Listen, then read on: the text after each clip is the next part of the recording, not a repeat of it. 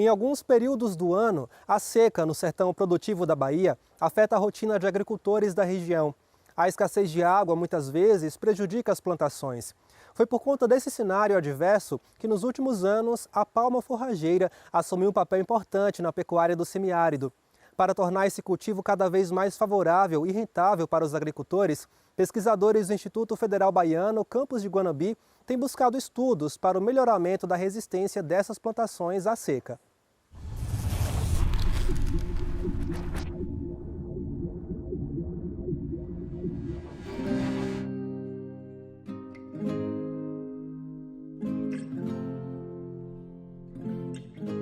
Aqui na instituição, a gente trabalha com palma forrageira desde 2008. São pesquisas contínuas que a gente vai elucidando, tirando algumas dúvidas sobre o cultivo na região e a partir daí a gente verifica a necessidade de aprofundar esses estudos. Mas qual é o objetivo disso aqui? É atender ao produtor. Esse estudo, por exemplo, é um estudo que envolve 3 cultivares diferentes de palma, que é a palma gigante, que é bastante conhecida na Bahia, a mais plantada no estado ainda, a palma orelha de elefante mexicano e a palma miúda.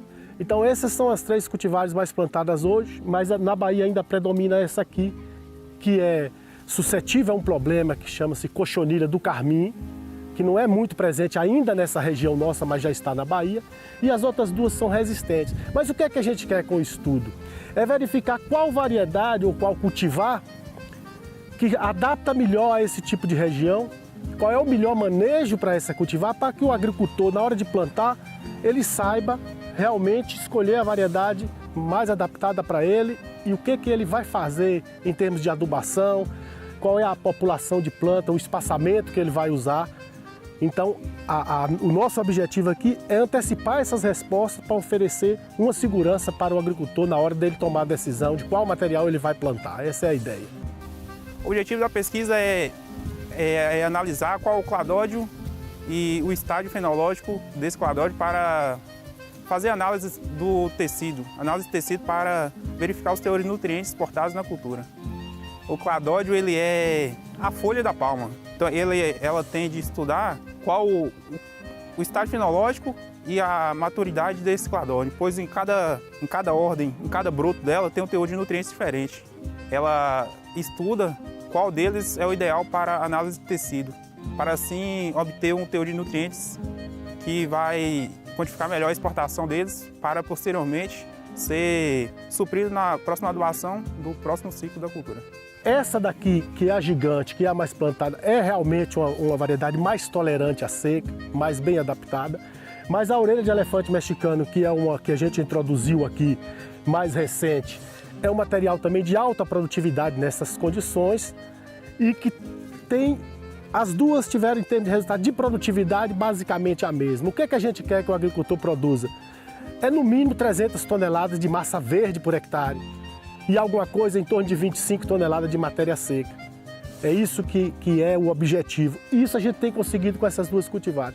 Já a miúda, apesar de ter um potencial produtivo bem próximo das outras, nas condições nossas aqui, principalmente quando o ano é mais seco, como aconteceu em 2023, ela tem uma queda na produtividade, porque ela é menos tolerante à seca. Então, uma resposta que a gente já tem, a depender da posição da paisagem que o agricultor está, não adianta ele trabalhar com a palma miúda. Então, isso é variável com cada região, é uma questão de informação local. Vai ajudar muito o pequeno produtor, pois quantificando o teor de nutrientes exportado corretamente, ele pode repor esse nutriente para o próximo ciclo, assim suprindo a quantidade ideal para que ela possa expressar o seu potencial produtivo, produzir mais, produzir aquela quantidade. Se faltar nutriente, ela não vai produzir tanto, ou senão ela vai retirar do solo, deixando esse solo mais degradado, e com a reposição correta, ela tende a durar mais anos sem replantio.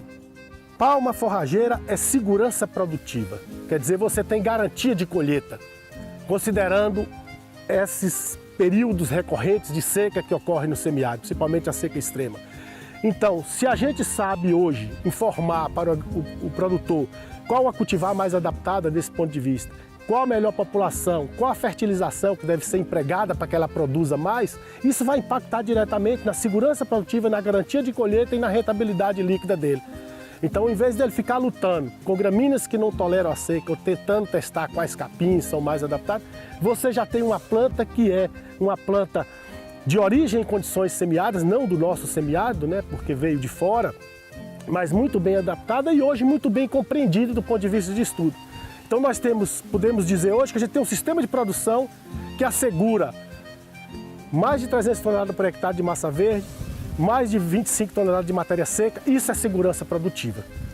O agricultor que está trabalhando com palma, naturalmente ele está alimentando o animal, então ele está gerando esterco. Então o grosso da fertilização aqui é insumo da propriedade. Então é um cultivo ainda, na Bahia principalmente, de agricultura familiar, né? Poucos pecuaristas de dimensões maiores ainda têm palma, em outros estados isso já mudou.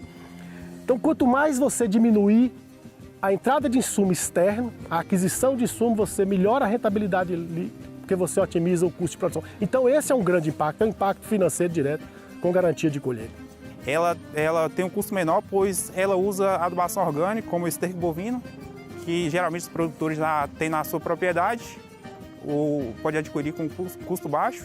E a adubação química é uma quantidade não muito significativa.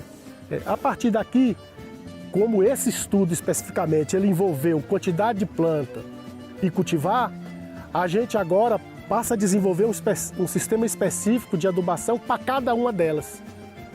Porque a gente tinha isso muito bem elaborado para a palma gigante.